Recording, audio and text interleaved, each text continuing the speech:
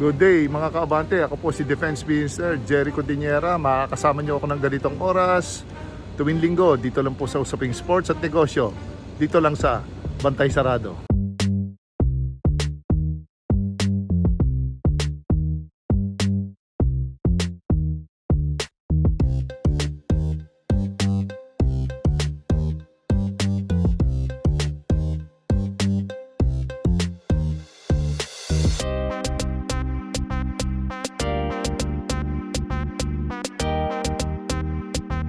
Mga kabante, pakikita ko po sa inyo ngayon kung anong itsura ng lugar ng isang laundry business.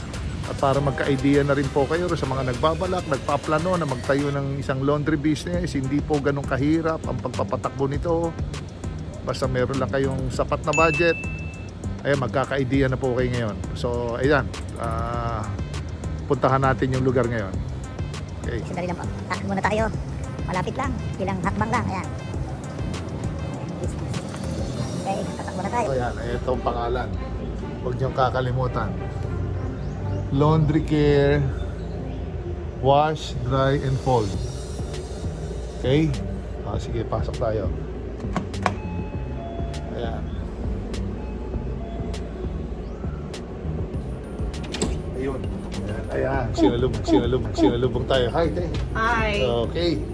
Sige, tignan natin yung ano. Okay, yung laundry. Excited sila. Okay, eto na kami. Nasa loob na tayo ng laundry shop. O, ayan, makita nyo, may maliit na parang lutuan. Diyan na rin kumakain yung mga staff siyempre, pag lunch, para hindi na sila lumalabas. May rice na. Kung meron silang gustong bili na ulam, ayun, pwede rin. Okay, so makita nyo, mga uniform sila. Dito nila nilalagay. Ayan yung rack nila, oh. Ha? So, ayan, parang ano lang, maliit na, ayan, mga shoes nila para may hindi naghahalo dun sa shop. Dun sa mismong operations nila ng trabaho. Ayan, ito na. Papasok na tayo dito. Meron din siyempre maliit na parang sink dito. Ayan, kikita nyo. Ayan. Ayan. Okay, ito naman yung mga staff ng ng laundry care. Ayan. Gary, kaway naman. Yan, alright. Si Sikla. Ayan, okay. So, punta na tayo sa mismong unit. Ilang unit ito? Meron, kung makikita nyo, isang pair ng isang washer. Dryer ba ang baba, Diesel? Washer po. Washer din pareho? Washer, sir, tapos lahat po ng taas dryer po. Okay, by the way, siya si Hazel. Ayan, Hazel. Okay, siya yung talagang nag-cooperate nito. Hazel, nandun ba yung normally ikaw lang naggagawa nito or pwede din ng mga customer? Ngayon, sir, kasi dahil po sa COVID, ako lang po. Bali, pick up and delivery lang, sir. Ayan, makikita nyo, pick up and delivery lang, tapos talagang walang human contact, no? Ikaw lang mismo talaga naglalagay. So, ikaw na rin nag-separate ng mga ng mga damit.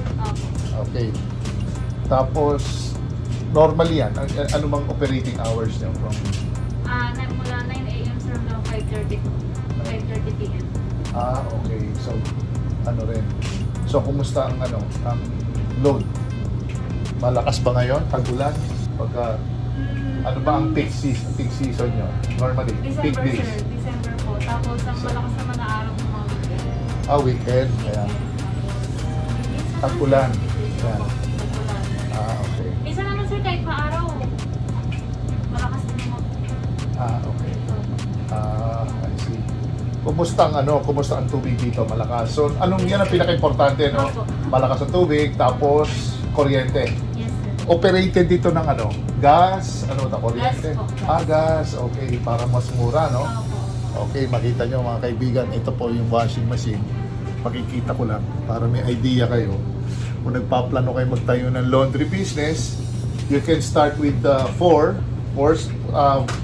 washer lahat ito. So, bali 8 pala lumalabas. Yes, sir. Oh. 4 po na washer, tapos more dryers po. 4 na washer, 4 na dryer. Pwede kayo mag-start with ata kahit 3. Kung gusto nyo ng 4, meron kayong enough na budget, pwede din. So yan, makikita nyo talagang kailangan malinis din kasi lalo na ngayon, pandemic, di ba? Hindi pwedeng hindi baka may siyempre may mga bacteria, virus, kaya mainit sila. At meron din pang para saan itong timbangan, Hazel? Para sir sa timbang po ng mga damit. Kasi meron lang po, kunwari po, ito sir, ang capacity niya po kasing damit, 8 kilos po. Plus Okay. 2 kilos po na water po. Bali 10 kilos lang po na siya. Isa sir, pwede mo mag-pass. Okay. Baka mag-overload po. Okay. So talagang dapat hanggang ano lang, hanggang Opo. 10. Opo. 8 yung damit, 8 po yung damit, 2 tu- kilos po yung yung tubig. Hindi pwedeng sumosobra. Yes po. Hindi naman sa dami ng damit, hindi ka naman nalilito. Hindi naman sir, may mga names naman. Ayun, makita nyo, may mga tag, oh. Ayan, oh. Ang dami, may mga kanya-kanya silang pangalan. Tapos yan, ifo-fold. Naka-fold na yan, di ba? Sir. Tama ba? Sino nagpo-fold yan? Ako din po. Ay, ikaw din. Tapos, si Gary, Gary, ikaw naman, si Gary naman ang Nag-steam sir. nag-i-steam. Nakita nyo, may steamer, oh. Ayan, oh. Ayan, oh.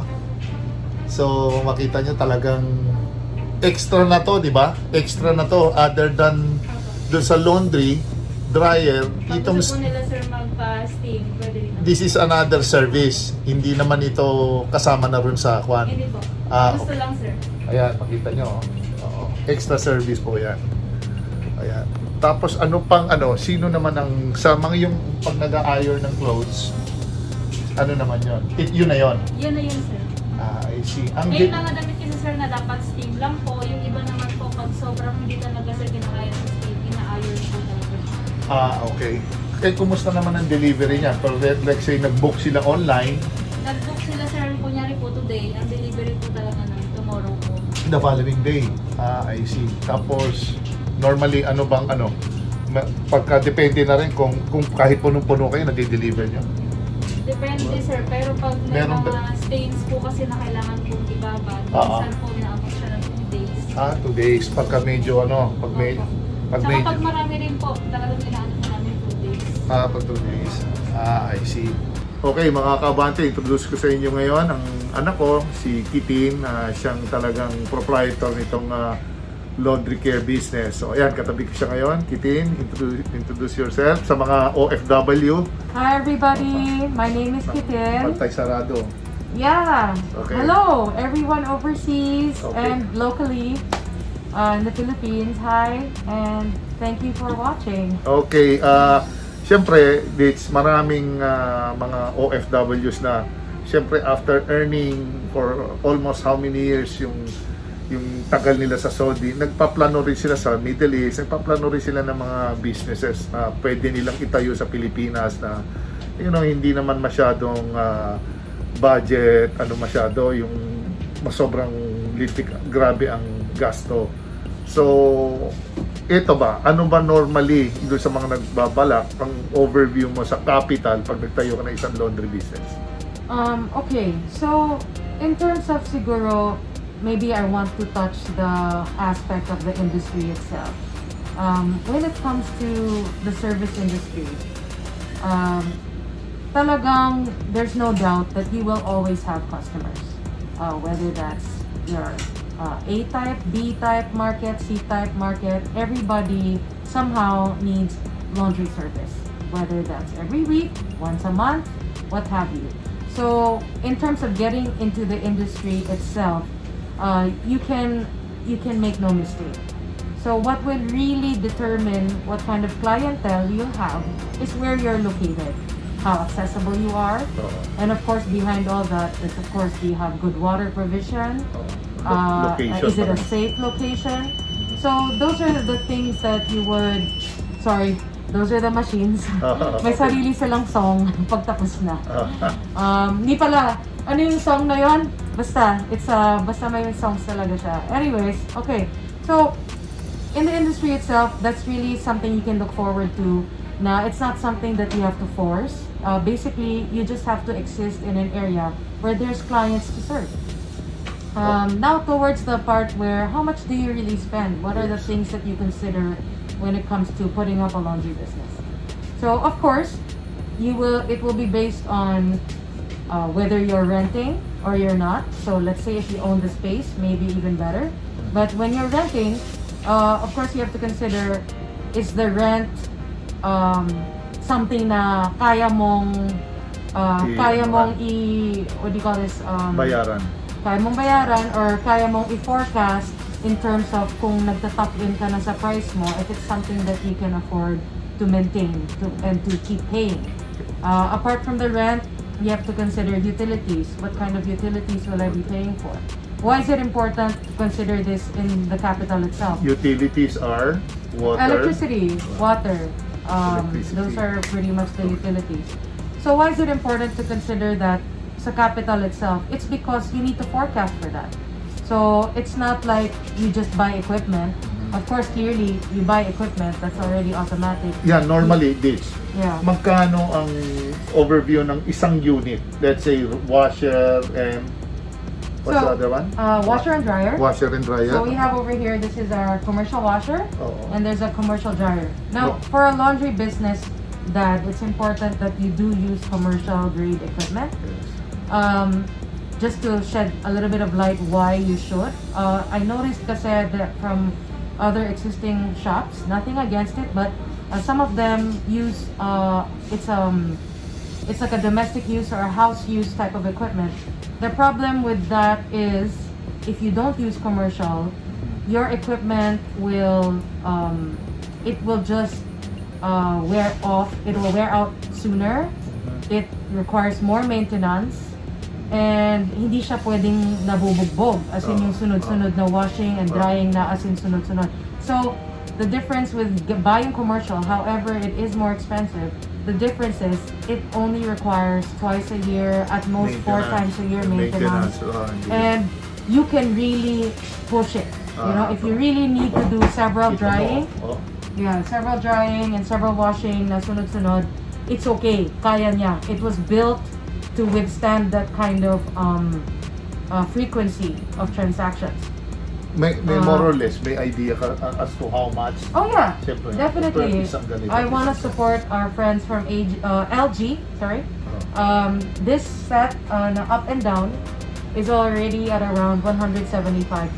Saan? 170. Dates, dun sa when it comes to the unit itself, what's the minimum number of units that you can start sa business? Pwede bang 3? Ganyan? 2? 3? Again, for me, like again, it depends on what area you're serving. So let's say you're serving a location where, for example, it's a B market. A lot of them are working. A lot of them have small or starting families, and maybe most of the time they have one helper or no helper. So in a market like that, you would have a lot of good potential clients. So you would think, okay, parang wala pang laundry dito. I can maybe start off with like 4 sets or 5 sets. So if you're willing, of course, to invest that much. But honestly, you want to start, try it out first. No harm in having 2 sets. I don't see the problem. The only concern siguro, Dad, would be, of course, your transactions are limited to how many sets you have. Correct. So kung biglang, ang dami pala, syempre, ang per cycle nito is about 40 minutes each. So, syempre, in a 10-hour or 8-hour operations, nakakailang cycles ka lang. So, yeah, in between that, of course, your staff will also be folding. They'll also be doing other things. Those are the services that you offer, no? Well, yeah, there's the wash, there's the dry, of course, the fold. So, inclusive na doon, it's always wise to just include already the fabric conditioner, the detergent, because you know, the customers come to you para hindi na sila mag-isip.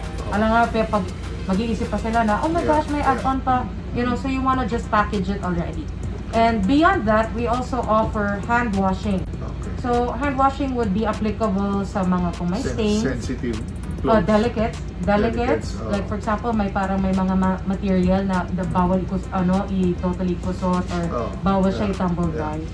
Most of the time, we do train our staff to look at the tag. Meron kasing nakikitang tag. Kung hindi na nakat yung iba kasi nagka-cut ng tag but kung as long as may tag, actually, each garment has its own instructions kung anong bawal, anong pwedeng gawin, pwede ba siyang i-iron, pwede ba siyang i-dryer. So, yeah. yeah. I noticed lang this back in the day talagang the parents when they arrive sa bahay nila on a Friday, ang gagawin na lang nila is to wash the clothes Talagang parang ngayon, parang in a way nag-revolutionize na because of laundry business. Yung pa ba ang gagawin nila during weekend, maglaba lang? Diba? They'd rather palaba na lang nila yung gamit nila para they can take their time off, makarest naman lang sila and ready for the next grind na naman for the following week. So ngayon, napansin ko kaya very very impressive ngayon ang laundry because of that. Ayaw na nila maglaba kahit sabihin mong ako, laborer ako. Yan, gagastos na lang ako na magkano, just hindi ko na it's too manual diba? I agree, and I think that's one of the reasons why I'm in this industry. Talagang naiisip ko na if I can help you save some time and energy, we're here to offer a solution kasi. First and foremost, we want to help you out.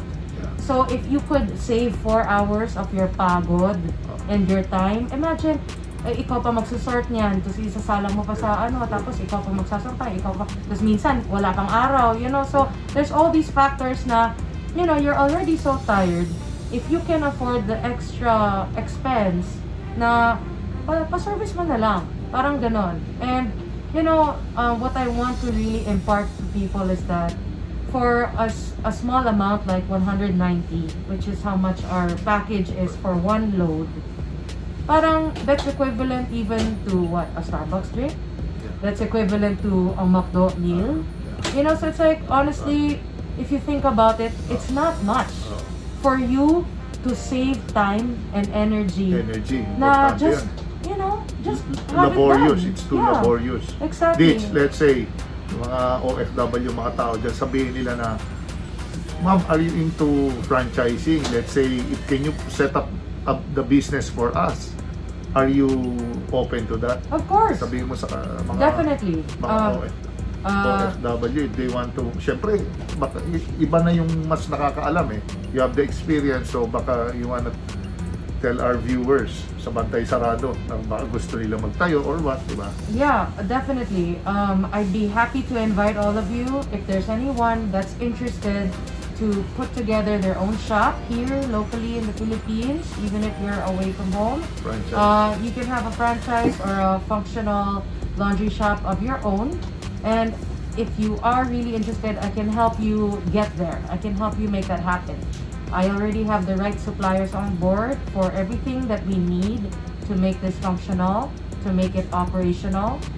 Even down to the detergent and the fabric conditioner, which is actually our in-house brand.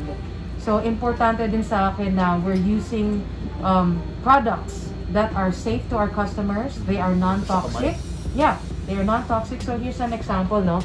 Ito yung ginagamit namin ngayon. So, this is actually our own liquid detergent. And then we also have our fabric softener. Yes, and actually it's cheaper than spending for commercial brand.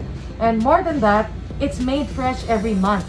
So you don't anymore have to think, ay nako, ano na kaya yung quality niyang ano na yan. I mean, yeah, sure, commercial, but at the same time, you also don't know kung ano na yung laman nun.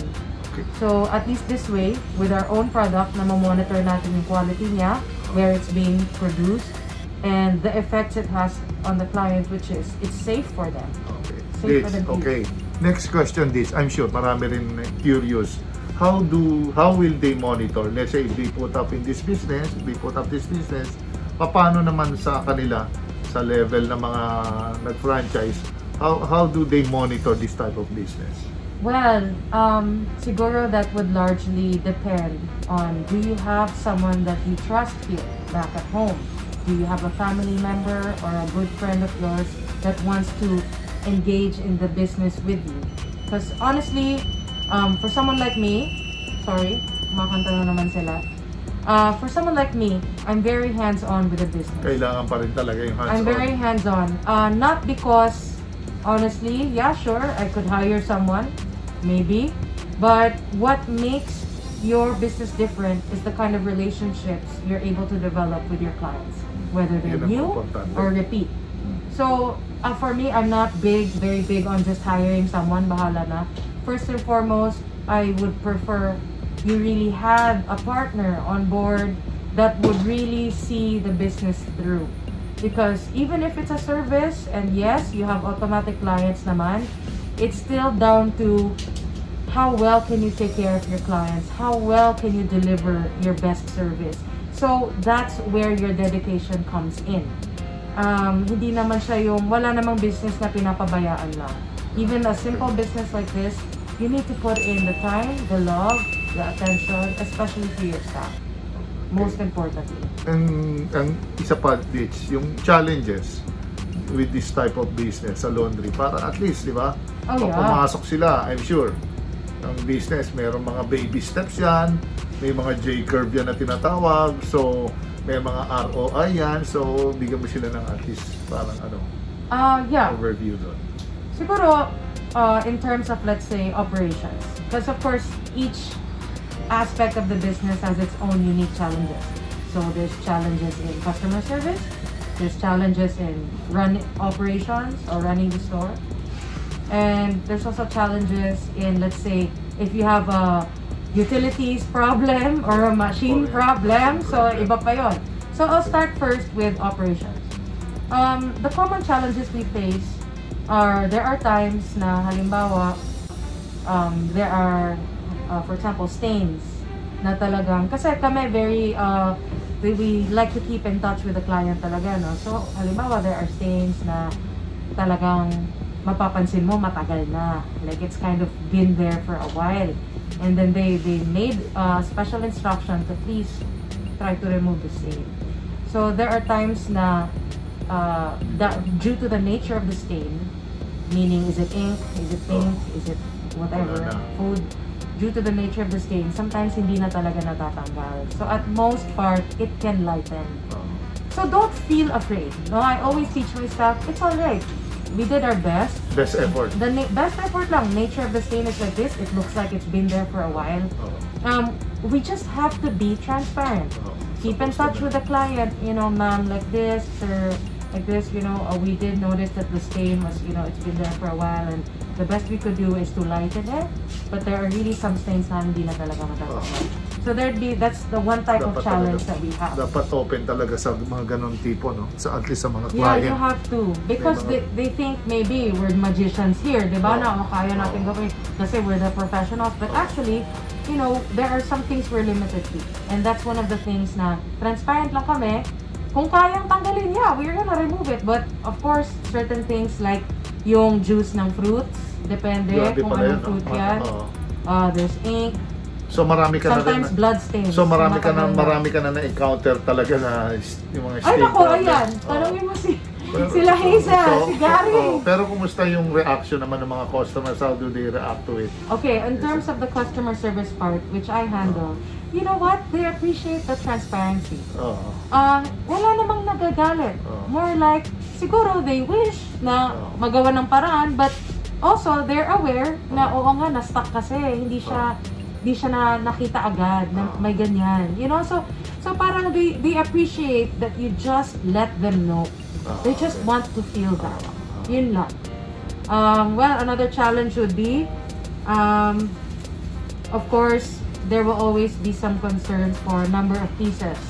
We are very strict here with each load because, especially dahil sa COVID, pero actually, even beyond COVID, we really don't encourage mixing laundry.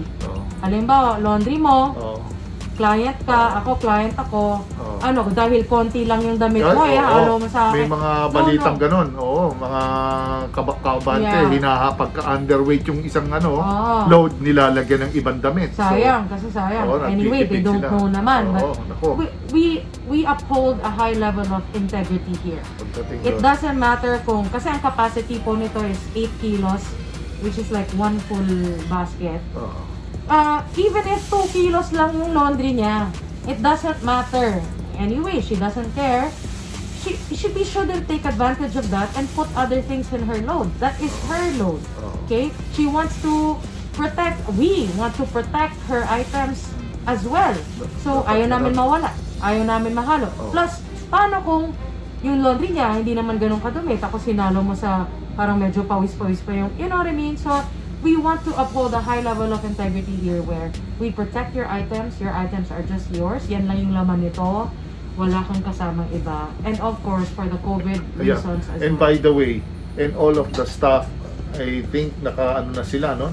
They do test, no? Yeah, we do. Nakapag PCR test na ba sila? Actually, we didn't do Antigen PCR. test, We do have antigen test. So, in fact, may box pa kami how doon. many days do you do it? Every week? Once a month? Actually, we just monitor each other's feelings na lang, no? Kasi it's also costly on us to always test. Pero definitely, as soon as there's any kind of feeling na parang masama yung pakiramdam, I always just let them know, sila Hazel, sila Gary. Please let me know, huwag niyo itago yun. If you have any feelings, we have test kits that we can use. And of course, preferably, stay home if you feel anything like that. At lagi rin kami nag-iingat, as much as possible. Ayoko silang maulanan. Ayoko rin maulanan. Any kind of reason or thing that will make our immune system weaken, we avoid. And lastly, Ditch, yung very strong ang presence ng business sa online. So, how syempre, pagka pumasok ng business sila, na-set up mo yung mga taga-kaabante natin ng laundry business, kumusta ang online presence ng business? It would depend. Generally, ano siya? How many percent ang impact niya sa business ng online? Most especially now. Yeah, because it's pandemic. See, there's an upside and a downside to online advertising. First and foremost, yung cellphone or yung computer or tablet, we consider it to be, it's very expensive real estate. I mean, it's very high traffic, sorry, not expensive, high traffic real estate for ads. Why is that? Because everyone has a device. Whether it's your mom, your dad, your kid, your teenager, everyone has a device. And anyone at any point in the day has time to scroll. Okay, so that's what makes it high traffic real estate, is because you can really tap a lot of people that normally you wouldn't be able to reach in a normal print ad sa labas. Okay? The advantage is, yes, the reach is possible depending on how much you're willing to pay through Facebook ads, Google ads, or Instagram ads, whatever your platform of choice is. Yes, the reach is there. The downside lang is, of course, you feel, especially now, there's a lot of flooding. There's so many ads. Parang there's so many people, whether it's food, or sanitizers, or laundry, parang ang dami nang nag-o-offer. Parang ano ba, I don't know anymore anong i-offer. Kasi parang, what happens is, nalulunod na lang lahat ng ads, and people tend to skip, there are some people na, may ad na naman. Parang, skip na, naiinis na sila. So, siguro what I would say towards that is, yes, it's still good because you want to be present online. And I'm a firm believer that you will reach the clients that are meant for you and who do need you and are willing to try you. But I would also really take advantage of direct marketing. Like, it's still good to talk to people, directly. Iba pa rin, iba pa rin na kausapin mo sila, hey, by the way, I do have this laundry business, blah, blah, blah, blah. So these could be your warm clients, meaning people who have availed of your business once, or people you directly know through other means, maybe their friends, maybe their family, friend of a friend. So I think the effort still lies in that direct communication because it feels personal. It feels personal. And lalo na sa bagay na damit ko to eh. It's not really you're just buying something, diba? It's personal. It's my clothes. Yeah, it's personal. And you care about your clothes. Ayaw mo yung hinahalo-halo. You wanna trust. At saka mabango, diba? There are clients gusto mabango, yung iba. Diba? Yung iba ayaw nang masyadong mabango. May ganun din. May mga ganun din. So, I think it's important for them to know who's behind the business. Who's really doing this? Who's running the show? Can I trust you? So it comes down to that. Alright, sige. Alright. Ditch, any parting words para sa mga OFW dyan who's planning to put up the business? They want to go into franchising or they want to just explore. Yeah, explore. Well, definitely, I would be so happy to share the laundry care alabang. We have a website, right? Yeah, Oo. well, no, Instagram. We Yeah, have Instagram and oo. Facebook. Facebook. You can reach us to inquire anytime. I'd be more than happy to tell you how I can help you if you are interested in venturing into this kind of business. It's not without effort. Like I wanna, kind of tap into that misconception that it's easy. It's just laundry, diba? Actually, no. It does take a lot of work, but it's the kind of work that. It's a beautiful service to offer, in my opinion, because you are, in the end, giving back time to your clients. Something that they would have spent 4 hours doing, 5 hours doing, parang naibalik mo yun sa kanila. And that's really what compels me to keep staying in the businesses. You're helping them out. That's the end. That's the end of the line. Like, talagang that's what makes us feel so satisfied to be here. Okay? So, You went into the right business. yeah, Tama to yan. offer solution. Alright, mga kaabante.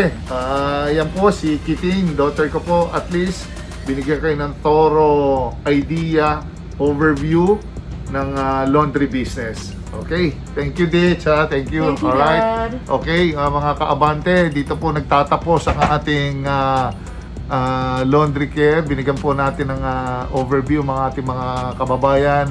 Huwag po kayong mag-alinlangan kung gusto nyo pumasok sa ganitong negosyo, lalo na pag meron kayong tamang kapital, meron kayong mga taong talagang passion nila magnegosyo, go lang mga kababayan. Yun lang po. See you next time. Bantay Sarado. Thank you.